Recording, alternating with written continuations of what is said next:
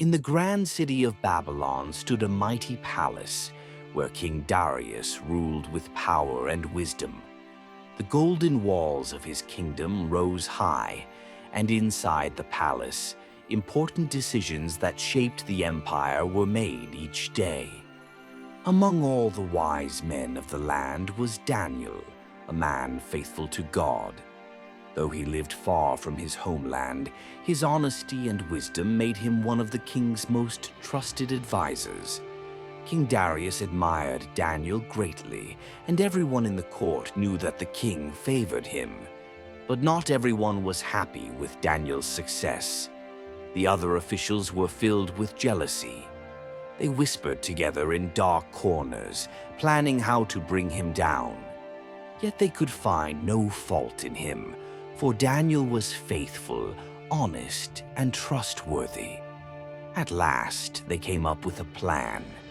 They tricked King Darius into signing a new law that no one could pray to any god or man except the king himself.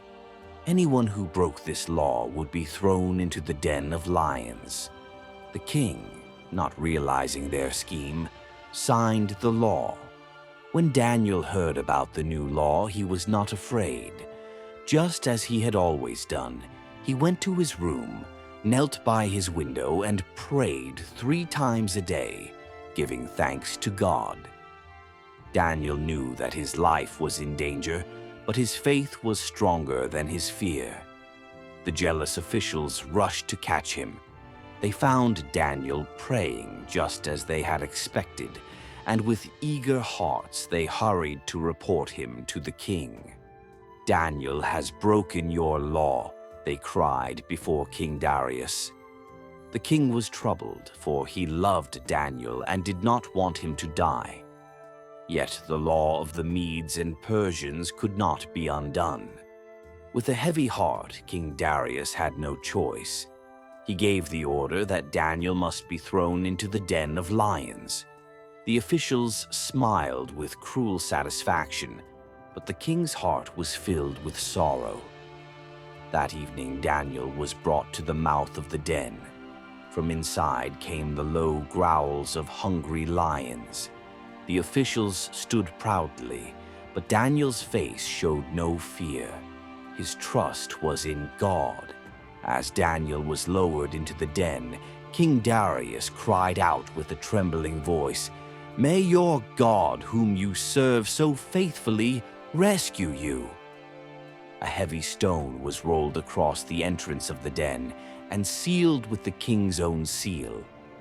Daniel was trapped inside with the lions, and the night fell silent and tense. That night, King Darius could not eat.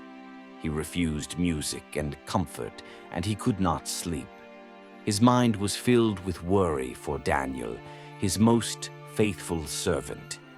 But inside the den, God had not forgotten Daniel. He sent his angel who stood beside him, shining with heavenly light. The lions who were ready to attack grew calm and lay down quietly.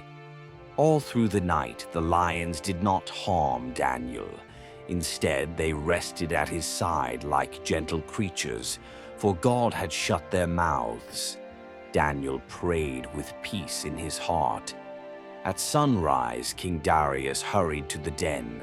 His heart pounded with fear and hope as he cried out, "Daniel, has your God, whom you serve so faithfully, saved you from the lions?"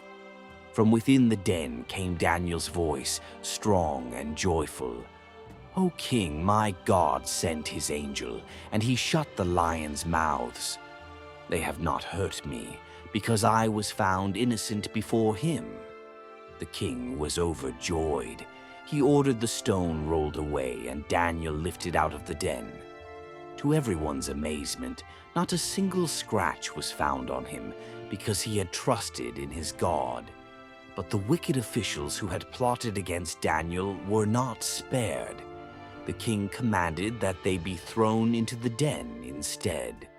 The lions, who had been calm all night, now showed their true power, and the officials met their end. Then King Darius wrote a proclamation to all the nations of the world.